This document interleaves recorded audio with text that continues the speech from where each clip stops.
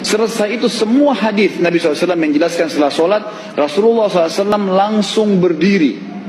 Memang beliau tidak pernah berdoa habis sholat waktu itu. Memang begitu.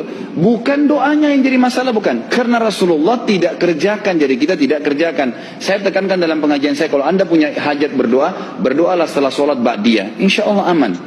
Karena sudah lepas dari paket yang Nabi tentukan. Selama Rasulullah SAW sudah mencontohkan dan memerintahkan sebuah perbuatan, ditentukan tempatnya, jumlahnya, waktunya, jangan pernah dilanggar. Habis sholat bacalah subhanallah 33, alhamdulillah 33, Allah Akbar 33. Jangan anda bilang saya bisa baca 100. Loh, Rasulullah suruh 33 kok. Ditentukan, jangan lebih pintar. Nanti setelah sholat, jangan ikutkan dengan paket rangkaian sholat ini. Di luar waktu sholat anda membaca 100, silahkan.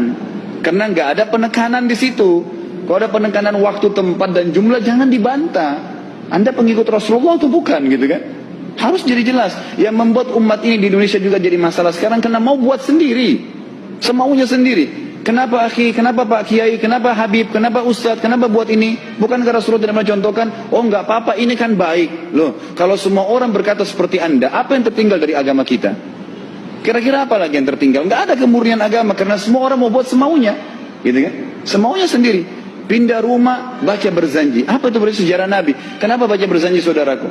Rasulullah untuk pindah rumah pernah baca-baca gitu nggak? Nggak pernah. Kenapa dibuat?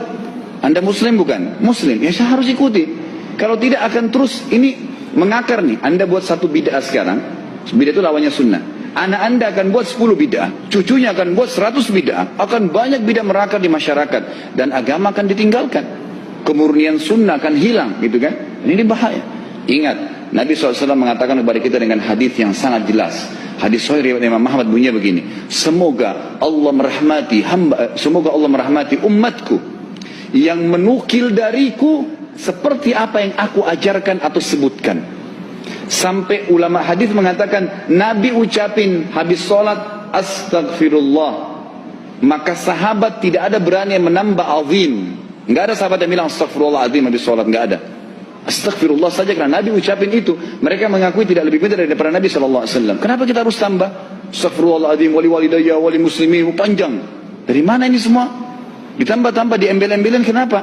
Akhirnya keluar dari ajaran Nabi Muhammad SAW. Ini masalah gitu kan? Kenapa harus? Apa betul Nabi Muhammad jarang berdoa selesai sholat wajib? Jangan memahami hadis fi'li. Mana perbuatan Nabi? Mana perbuatan Nabi? Ucapan Nabi? Ma'udhifa ila Nabi SAW min qawlin, ucapan, au fi'lin, perbuatan, au takririn, tiga-tiga ini sunnah. Ketika Nabi ditanya apa doa yang paling makbul ya Rasulullah, apa kata Nabi? Jawfil lail, doa tengah malam selesai tahajud. Yang kedua, ba'dal maktubah, selesai salat fardu. Kenapa dibeda-bedakan? Qauli, fi'li, takriri. Tak pernah ulama memisahkan antara itu. Qauli, nanti orang salat Allahu Akbar, Allahu Akbar kabira, walhamdulillah katsira. Pernah dibuat Nabi? Mana pernah Nabi baca Allahu Akbar kabira? Itu takriri, sahabat yang buat. Allahu Akbar kabira, walhamdulillah katsira, subhanallah bukratan wa asila. Selesai salat Nabi tanya, siapa yang baca Allahu Akbar kabira tadi? Anak, kata sahabat. Futihal abwabus sama, terbuka pintu langit. Kulihat malaikat membuka pintu langit karena doa yang kau baca. Apa kata Abdullah bin Umar? Aku tak pernah meninggalkan Allahu Akbar kabira sejak aku mendengar doa itu. Takriri. Jangan sikit-sikit. Pernah tak dibuat Nabi? Pernah tak dibuat Nabi? Pernah tak dibuat Nabi? Macam mesin teller. Tadi selesai sholat, apakah berdoa atau berzikir? Ada sebuah hadis yang sahih yang mengatakan di antara waktu mustajab itu adalah fi duburi al-fara'id atau fi duburi as-salawat al-maktubah. Di duburnya, penghujungnya solat wajib itu ada doa mustajab. Menentukan kalimat dubur ini jamaah terjadi perbedaan pendapat. Apakah di penghujung solat sebelum salam atau selesai salam?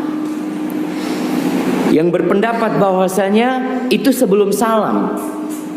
Jadi selesai baca salawat buat Nabi alaihi salatu wassalam mengatakan innaka hamidum majid, itu doa sebelum salam. Karena itu yang sering dilakukan Nabi Muhammad SAW sebelum salam selalu berdoa. Pendapat kedua mengatakan ya selesai sholat memang. Jadi selesai kita berzikir, selesai kita astagfirullah 3 kali, Allahumma antas salam, terus baca subhanallah, alhamdulillah, Allahu akbar, kemudian baca ayat kursi, kemudian baca qul huwallahu ahad, qul a'udzu bil falaq, qul a'udzu bin nas, kemudian kita mau berdoa, silahkan. Jadi namun Nabi SAW tidak memimpin doa berjamaah selesai sholat.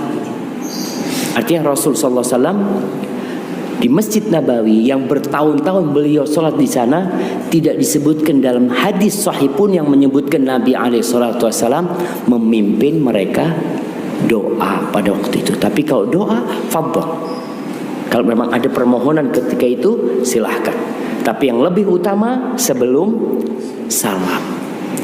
Maka Syekh bin Utsaimin rahimahullahu taala mengatakan semua hadis yang berkaitan dengan doa itu sebelum salam, semua hadis yang berkaitan dengan zikir itu selesai salam. Itu makna dubur as-shalah, penghujung salat itu jemaah. Baik. Kalau antum menonton tayangan kami, melihat di YouTube, jangan langsung disimpulkan ya. Jangan langsung disimpulkan. Lihat dulu dalam suasana apa saya mengajar, di mana saya mengajar, dan apa yang ditanyakan kepada saya dalam konteks apa saya menjawab. Karena sering saya juga melihat, memperhatikan ada kesimpulan-kesimpulan yang tidak tepat. Karena memang tidak paham kalau kita menyampaikannya dalam konteks pengajaran di satu tempat tertentu, dalam konteks jawaban tertentu. Ya? Nah ini sebetulnya pertanyaan tadi tentang terkait apakah setelah salat fardu kemudian boleh mengangkat tangan atau tidak dalam berdoa. Itu asal pertanyaannya. Lalu saya jawab dalam konteks ini. Pertama masalah doanya, kedua masalah mengangkat tangannya. Kita sampaikan bahwa yang pertama dalam keterangan hadis-hadis Nabi SAW, Nabi SAW itu selalu memanfaatkan sholatnya di dalam sholatnya dengan doa. Karena sholat sendiri disebut dengan doa. Dari mulai takbir, kemudian iftitah sudah doa, fatihah sudah doa, kemudian rukunya doa, i'tidal doa, sujud doa, duduk di antara dua sujud doa. Bahkan dalam sujudnya memperbanyak doanya.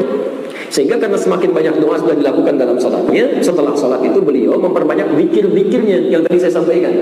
Zikir-zikir yang istighfar, kalimat-kalimat yang lain. Sedangkan doanya itu disedikitkan. Disedikitkan ini yang kira-kira belum dibacakan dalam sholatnya tadi, atau mengomentari kebutuhan yang ada setelah sholat. Makanya saya simpulkan jarang berdoa bukan dimaksudkan tidak pernah berdoa, tapi